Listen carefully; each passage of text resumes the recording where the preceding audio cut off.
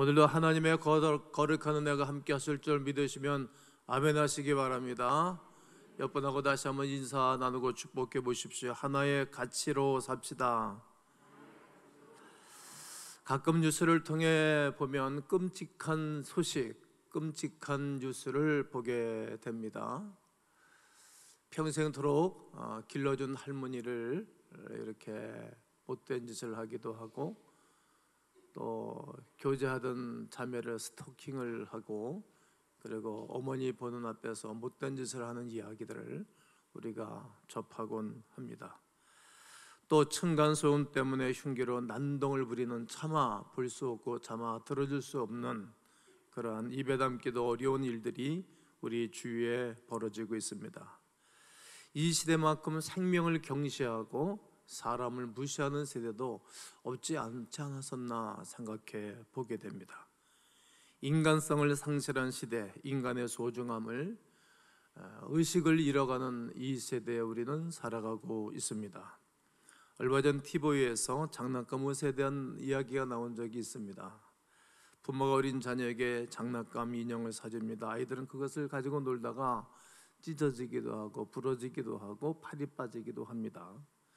그런 부모는 그 고장난 그 인형 또 장난감을 장난감 의사에게 가서 고쳐오라고 보내줍니다. 네가 가서 고쳐와봐. 그럼 아이는 그걸 들고 가서 선생님 이거 고쳐주세요. 그리고 고쳐오면 아이들이 얼마나 기뻐하고 즐거워하고 좋아합니까? 어떻게 보면 수리비보다는 사주는 게 더 쌀 수도 있습니다. 그러나 그렇게 하는 것은 장난감일지라도 귀중히 여기고 소중히 여기는 것을 교육하면서 소중히 여기는 것을 배우기 위함이고, 또 전력하면서 살아가는 것을 어린 시절에서부터 가르쳐 주는 것입니다. 아이들에게 있어 장난감이나 인형을 인격을 표현하는 작품이라고 합니다. 그래서 그것을 소중히 여기는 마음이나 그런 자세로 살게 되어져야 나중에 사람을 귀하게 여기고 사람을 소중하게 여기는 것입니다. 만일 장난감이나 인형이 조금 고장났다고 발로 차거나 그리고 내동댕이를 치거나 찢어버리게 한다면 그 인격이 그대로 성장을 해서 나이가 먹어도 사람들에게 마구할 것입니다. 나중에 사람 죽이고 사람 죽여가면서 자기 정치 행보를 하거나 자기 목적을 이루는데 넉넉히 할 거라고 생각해요. 어린 시절에 어떻게 컸느냐가 아주 중요합니다. 이런 의미에서 오늘날 우리에게는 교육이 없습니다. 인격을 중시하는 교육이 점점 희박한 세대에 살고 있다 생각합니다. 교육은 사람을 사람답게 만드는 것이 가장 중요한 목적이지만 그저 성적과 외형적인 것에만 집착하고 많은 것을 소유해야만이 성공하는 것으로 여기기에 점점 인간화 상실된다라고 생각합니다. 게다가 하나님의 자녀인 성도도 사람을 바라보는 태도가 사뭇 다른 것 같다고 느낄 때가 많습니다. 세상 사람처럼 인격을 무시하는 일들이 우리 가운데 앞서고 있습니다. 한 사람의 영혼이 지니는 가치는 절대 따질 수 없습니다. 단 하나라도 너무 소중하기 때문입니다. 그러나 우리는 너무나 많은 것을 보고 있고 많은 것을 가져야만이 저 사람이 훌륭한 사람이다라고 가치 평가를 그렇게 하기에 우리가 하나님이 보시기에 이탈하는 삶을 사는 것입니다. 그래서 무언가를 해야 할 때는 몇 명이냐, 얼마냐, 얼마나 크냐, 몇 cc 자동차를 타냐, 몇 평에서 아파트를 사느냐, 이렇게 외형적인 것에 관심을 갖지요. 양적으로만 따지려 들지 한 명의 적은 것의 중요성을 인지 못하고 인식하지 못하고 살아갑니다. 예전에 제가 노벤담에서 다룬 적이 있습니다만 유명한 일본 작가인 미우라 아야코, 빙점이라는 소설을 쓴 작가입니다. 그녀의 작품은 대부분 간증적인 작품입니다. 자신이 어떻게 하나님을 만났고 하나님을 어떻게 체험하며 살아가는 이야기들을 그의 책에서 기록해내고 있습니다. 그녀의 작품은 읽은 사람들이 이구동성으로 이렇게 말하는 겁니다. 자신도 모르게 하나님의 살아계신 것을 직접적으로 간접적으로 체험을 한다는 거예요. 그리고 그리스도의 사랑을 지금도 책을 읽으면서 느끼고 감동을 받는다라고 많은 사람들이 고백합니다. 미우라 아야코가 쓴 책이 일본에서만 수백만 권이 팔렸고 우리나라에서도 수없는 사람들이 이분의 책을 보았습니다. 제 서재에도 꽂혀 있고 오래전에 많은 사람들에게 선물을 준 기억도 있습니다. 하나님 나라를 위해서 이분을 통해서 직접적으로 간접적으로 엄청난 영향을 끼친 책입니다. 그러나 이 미우라 아야코를 전도한 사람이 어떤 사람인지 아시죠? 아십니까? 청년이었습니다. 이 미우라 아야코에게 복음을 전해주러 갔을 때 상황은 폐병 환자입니다. 폐병 환자. 그리고 수용소에서 있을 때입니다. 얼굴이 창백하고 사람들이 알아주지도 않고 와주는 사람도 없고, 그냥 뭐 가치로 따지면 누가 거들떠나 보겠습니까? 가족일지라도 중병이 걸려서 사람들을 타지 못하면 힘들어하잖아요. 자식일지라도 긴 병에 효자가 없다고 자식들도 부모도 경시하죠. 생과 죽음의 갈림길에서 매일 각철하며 투병하고 그가 있을 때 어떤 청년이, 무명의 청년이 와서 그리스도 예수를 전해주는 것입니다.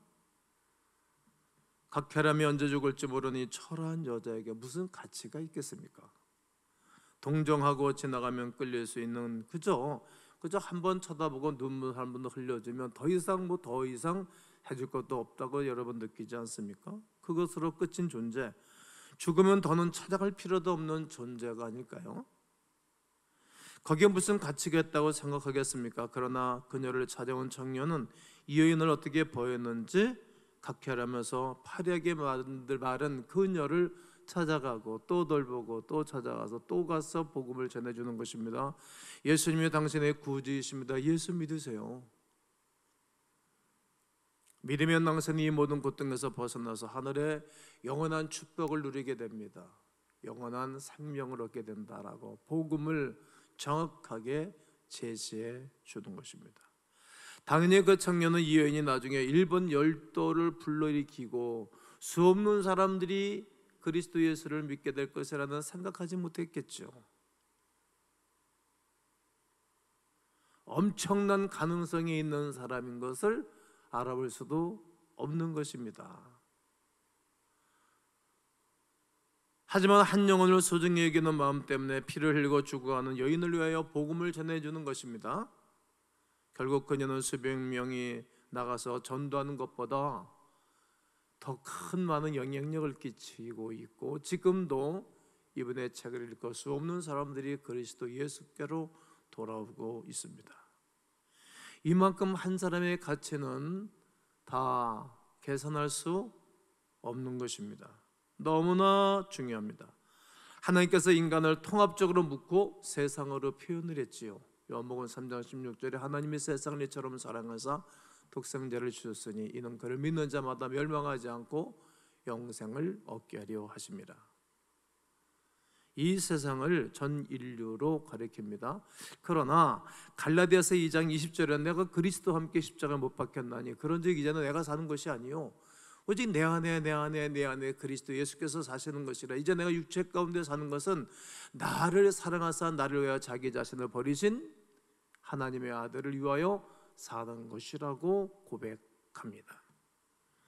요한복음은 세상을 위해 독생자 예수 그리스도께서 이 땅에서 죽으셨다고 말하고 있고, 갈라디아서에서는 하나님의 아들께서 나를 위하여 죽으셨다, 온 세상을 위하여 죽으셨다라고 그리스도를 소개한 반면에 갈라디아서에서 바울 사도는 나를 위해서 죽으셨다, 네가 아니라 납니다. 따라서 사도 바울은 하나님께서 말씀하신 세상을 자기 자신과 동일시한 것입니다. 세상을 사랑하신 것만큼 하나님은 나를 사랑하신다. 인류를 귀하게 여기시는 것만큼 하나님은 나를 귀하게 여기신다. 하나님이 세상을 구원하시는 것처럼 나를 구원하신다. 그러므로 하나님의 눈에는 나 하나가 세상이고 세상은 나 자신입니다. 하나님께서는 단 한 사람의 영혼이라도 소홀히 하거나 빼먹지 않습니다. 세상이 하나님께 아주 중요한 것처럼 나 하나가 하나님 앞에서 얼마나 중요하고 소중한 가치인지 모릅니다. 오늘 읽은 본문은 하나님께서 한 생명에 대해 교훈하고 있는 말씀인 것을 우리가 잘 압니다. 신약시대의 대부분 중요한 일에는 어린 아이들을 참여시키지 않았습니다. 중요한 모임 가운데서도 어린 아이들은 숫자에 넣지도 않았던 것을 우리는 잘 압니다. 그런데 예수님께서는 사람들이 보는 그 앞에, 제자들이 보는 그 앞에 가운데 어린 아이를 세워놓고 말씀하는 것입니다. 여기 아주 중요한 두 가지의 교훈이 들어있습니다. 그 하나가 예수님 한 명의 어린 아이를 자기 자신과 동일시하십니다. 오늘 5절에 또 누구든지 내 이름으로 어린 아이 하나를 영접하면 곧 나를 영접함이니. 나를 영접한다는 말, 이 말이 아주 제일 중요한 말씀입니다. 어린아이는 다른 존재가 아니라 바로 나 자신이라는 거예요. 예수님이 어린아이 하나를 바라보시고 가운데에 세워놓으시고 이 어린아이는 곧 나 자신이라는 거예요. 여러분은 곧 예수님 자신 아니겠어요? 나를 바라보시면서 하나님은 야, 내 자신이야. 너 위해서 내가 죽어준 건 되게 알지. 그래서 우리가 변화받은 것 아니겠어요? 나 자신이라는 겁니다. 어린아이에게 인격적 대우를 하면 바로 그것이 예수님을 인격적 대우하는 것입니다. 최고로 예우하는 것입니다. 이 사실을 예수님께서 더 구체적으로 말씀하신 말씀이 마태복음 25장입니다. 24장을 제가 여러 날 동안 마지막 때에 대한 말씀과 그리고 예수님의 제자들이 질문한 내용을 가지고 증거했어요. 그리고 25장에 가게 되어지면 열처녀 비유가 나옵니다. 열처녀 비유, 등잔, 기름 준비하라고 말씀하고 계시고, 그리고 달란트 비유를 말씀하고 계시고, 양과 염소의 비유를 말씀하고 계십니다. 그런데 이 두 비유로 나눠지고 비유하셨는데 오른쪽에 있는 사람은 양으로 비유하셨고 왼쪽에 있는 사람은 염소로 비유를 하셨습니다. 양은 하나님 앞에 충성스러운 그리고 사람 많은 짐승으로, 염소는 악격을 감당하는 그러한 짐승으로 비유로 말씀하신 것입니다. 그런데 왼쪽 염소에 속한 사람들이 예수님께 말하는 겁니다. 뭐라고 말하는가? 44절을 보겠습니다. 그들도 대답하여 이르되 주여 우리가 어느 때에 주께서 줄이신 것이나 목마르신 것이나 나가내되신 것이나 헐벗으신 것이나 병드신 것이나 옥에 갇힌 것을 보고 공양하지 아니하도이까. 질문형으로, 의문형으로, 그리고 기분 아주 섞인 감정을 담은 말로 예수님께 질문하는 거예요. 원래 제대로 안 하는 사람들이 그러거든요. 제대로 하는 사람들은요 절대 이의를 걸지 않아요. 내가 목회하면서 보니까 예수님 우리가 세상에 있을 때 예수님께 먹을 것 갖다 드렸죠? 입을 것도 갖다 드렸지 않습니까? 마실 것도 갖다 드렸지 않습니까? 옥에 갇혔을 때 돌아보지 않았습니까? 그러자 예수님께서 말씀하십니다. 나는 너희들이 언제 내게 옷을 주었는지, 먹을 것을 주었는지, 내가 옥에 갇혔을 때 찾아왔는지 기억하지 못한다. 기억이 안 나. 그들이 묻습니다. 이거 왜 우리 주님 기억이 안 나십니까? 왜 기억 못 하십니까? 그러면서 45절에 이에 임금이 대답해 이르되 내가 진실로 진실로 너에게 이르노니 이 지극히 작은 자 하나에게, 난 지극히 작은 자 죄인 중에 개수 무익한 날, 이 지극히 작은 자 하나에게 하지 아니하는 것이 그건 내게 하지 아니한 것이니라 하시니라. 너희들이 바로 옆에 있는 어린 나이 하나가 굶주릴 때 먹을 것을 주지 않았고, 헐벗을 때 입혀주지 않았고, 옥에 갇혔을 때 돌아보지 않았고, 않았다는 거예요. 오른쪽 양에 해당하는 성도들이 찾아와서 말하는 겁니다. 오른쪽에 있는 양에 속한 사람들이, 이게 의인들은 믿음으로 사는 사람들 아니겠어요? 주여, 우리가 어느 때에 주께 주시는 것을 보고 음식을 대접하였으며 목마르신 것을 보고 마시게 하였나이까? 어느 때에 나가는 데 쓴 것을 보고 영접하였으며 헐벗으신 것을 보고 옷을 입혔습니까? 어느 때에 병드신 것을 바라보시고 옥에 갇힌 것을 보고 가서 찾아뵈었나이까? 예수님, 우리가 세상에 있을 때 주님께 옷 한 벌 해드린 적도 없고 먹을 것 하나 갖다 드린 적이 없습니다. 이렇게 오른쪽에 있는 의인들이, 믿음으로 행했던 사람들이 말을 하는 거예요. 내 오줌에서 돈이 나고 내가 수고하고 발품을 팔고 이품을 팔고 손을 움직여가면서 수고했지만 다 주님이 주셨으니까 내가 한 것이 아니고 주님에게 맡겨서 한 것 아니겠어요? 그까짓 거 하나님이 훅 불러가면 하루 살 사람이 누가 있겠어요? 요즘 우리나라 당군 이후에 말이죠, 영언실이 없어가지고 화장을 못 시켜가지고 6일씩 10일씩 장례를 치러요. 이게 신기한 나라가 됐어요.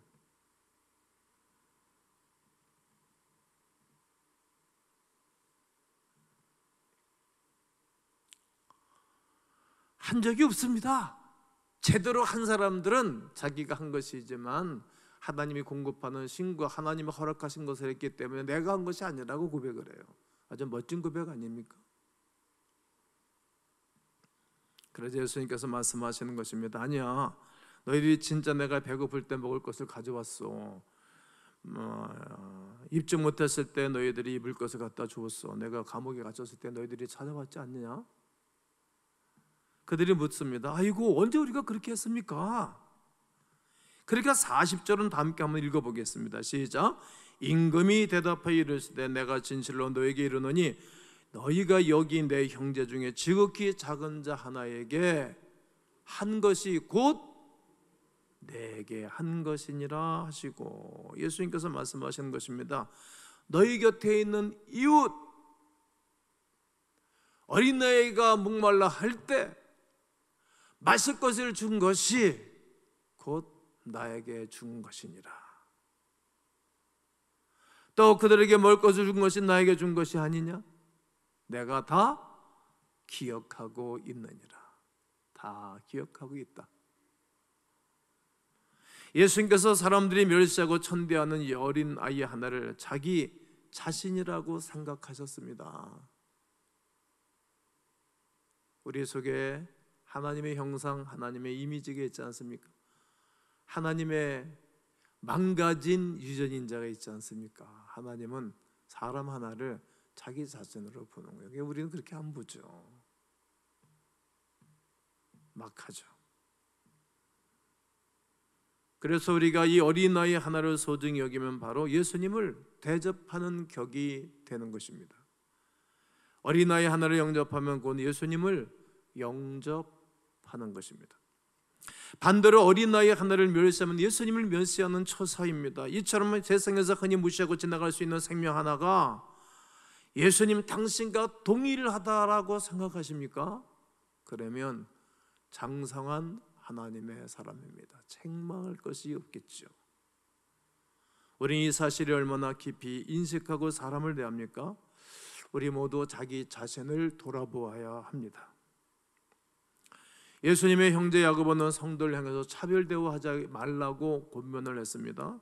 좀 이 야고보를 내가 공부해 봤더니 아주 까칠한 사람이에요. 율법적인 사람이고 이 약간 번나면 말이에요. 사람 취급하지 않는 사람이었어요. 그럼 늘 자기 형 예수가 싫었어요. 꼭 저렇게 살아야 돼 우리 형은. 그리고 동네 방네 사람들이 자기 형 예수에 대해서 안 좋은 얘기를 하는 거예요. 왜요? 이거 뭐 하는 짓이야 저게. 그리고 그때 기득층의 사람들이 예수 싫어했어요. 여러분, 제대로 예수 믿고 제대로 목사가 설교하고 제대로 믿음 생활을 하면 기득층의 사람들이 싫어하는 거예요. 특별히 정치인들이 싫어하는 거예요.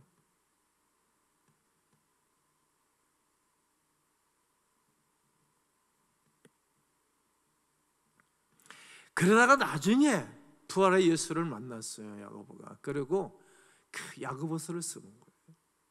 자기가 몰랐죠. 그리고 그가 정리한 것이 있어요. 뭐라고 말합니까? 주일날 너희들이 예배당에 올 때 금가락지를 끼고 화려한 보석을 하고, 그리고 좋은 옷을, 비단 옷을 입고 오게 되어지면 고개를, 머리를 90도로 팍 숙이고 좋은 자리 상석에 앉히지 않느냐. 가장 좋은 자리에, 특별한 자리에 앉힌다는 거예요.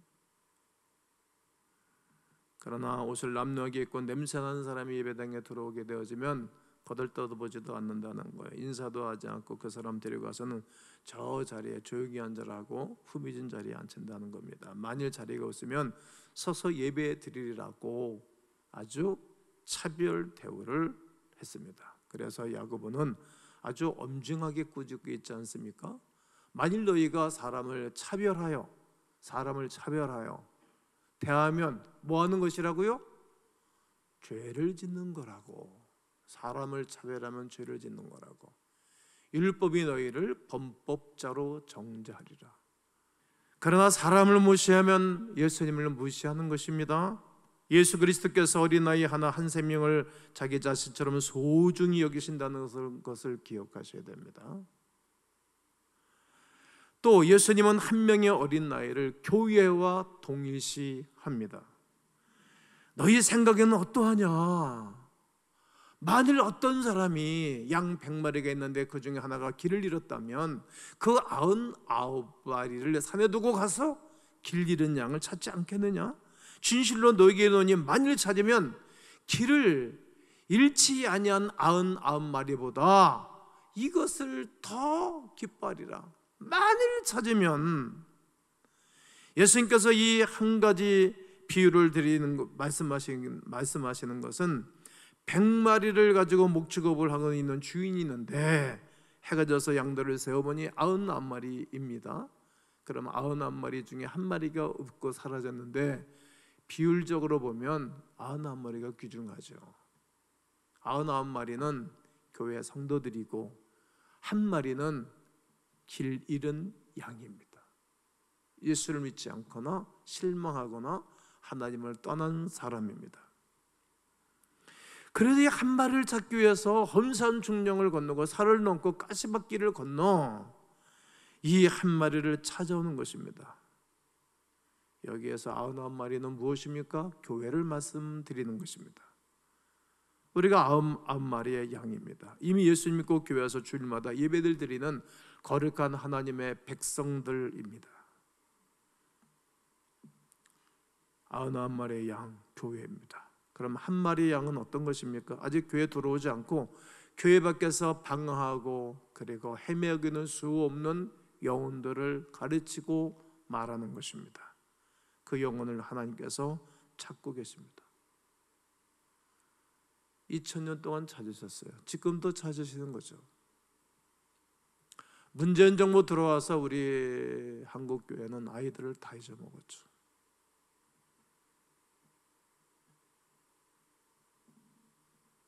교회 입장에서 보면 문재인 정부는 엄청난 해를 끼쳤습니다. 피할 길이 없습니다. 나는 5년 동안 단식했습니다. 많이 힘들었어요. 교회를 공격했으니까. 믿음이 좋아진 사람들은 더 좋아졌지만 믿음이 약간 허술한 사람들은 교회를 떠났죠. 많이 아픕니다. 그 영혼들을 찾고 계시는 것입니다. 예수님께서 99마리로 만족하실 수 있을 것 같은데 만족하지 않는 거예요. 잃어버린 한 마리 때문에 마음이 아프시고 찾아야 된다는 거예요. 누가 찾아야 되겠어요? 교회가 찾아야 되겠죠. 한 마리를 찾기 위해 험한 산으로 발걸음을 옮기시는 것입니다. 무엇을 의미합니까? 예수님의 눈에는 한 생명이 교회와 동일하다는 말입니다. 한 명이 있었기에 두 명이 있고, 두 명이 있었기에 세 명이 있고, 한 공동체가 이루어지는 것입니다. 그 한 사람 말이죠. 한 영혼이 교회, 교회가 한 영혼입니다. 그런 의미로 당신은 교회입니다. 옆분하고 한번 해볼까요? 당신은 교회입니다. 얼마나 가치가 있고 얼마나 은혜가 있는 건지 몰라요. 저는 교회예요. 성도는 자기 자신을 격려하고 칭찬할 줄을 알아야 됩니다. 나는 비싼 몸이라고 일부러 나한테 계속 영적인 체면을 겁니다.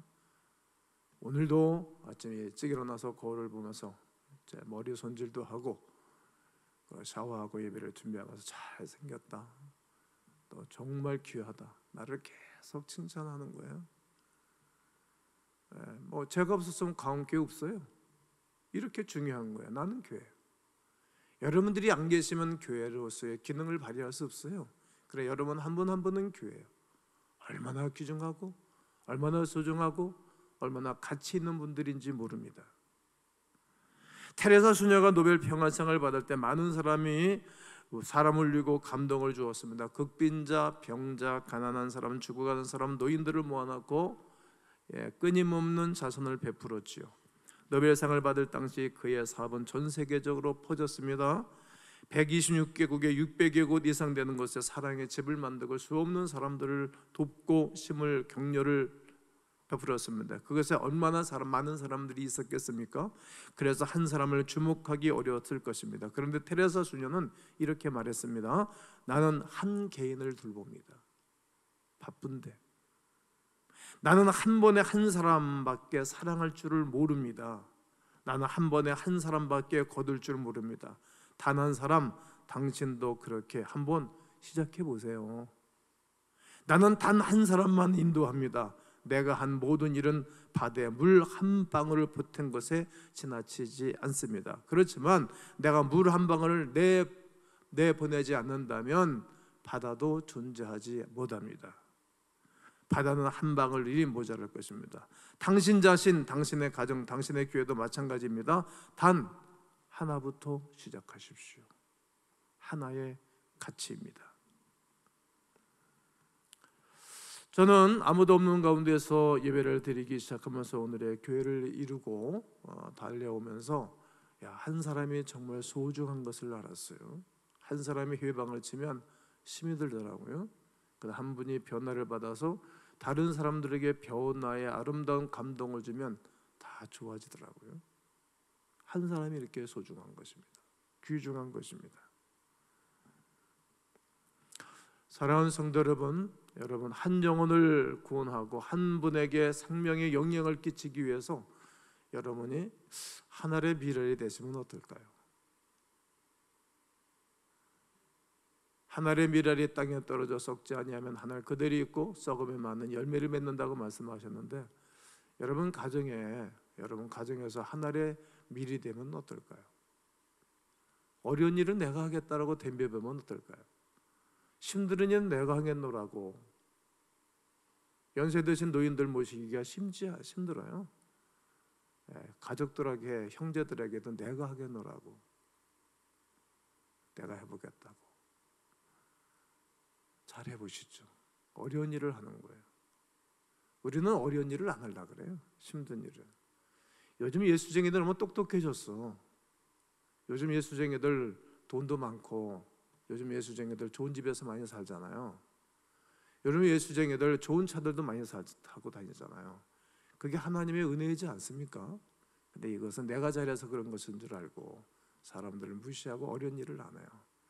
하늘의 미랄이 되고 싶지 않은 거예요. 집에서도 그런데 교회 와서 그렇게 하겠어요? 더 싫지. 안 하는 거예요. 그래서 생명력이 없어요. 그 한 영혼을, 한 생명을 얻는 것이 곧 예수님을 얻는 것입니다. 그 한 영혼을 사랑하는 것은 예수님을 사랑하는 거예요. 하나님은 너무너무 좋아하시죠. 한 생명을 얻으면 큰 교회를 얻는 것입니다. 예수 그리스도께서는 어린 나이 하나를 당신과 동일시했다는 것 꼭 기억하면 좋겠습니다. 교회를 당신과 동일시 하셨습니다. 그러므로 한 영혼을 소중히 여기시고 한 주간 동안 한 사람의 가치를 최고로 바라보시면서 믿음을 생활하시면서 하나님의 큰 은혜를 누리는 광화문들 되시기를 주님의 이름으로 축원합니다.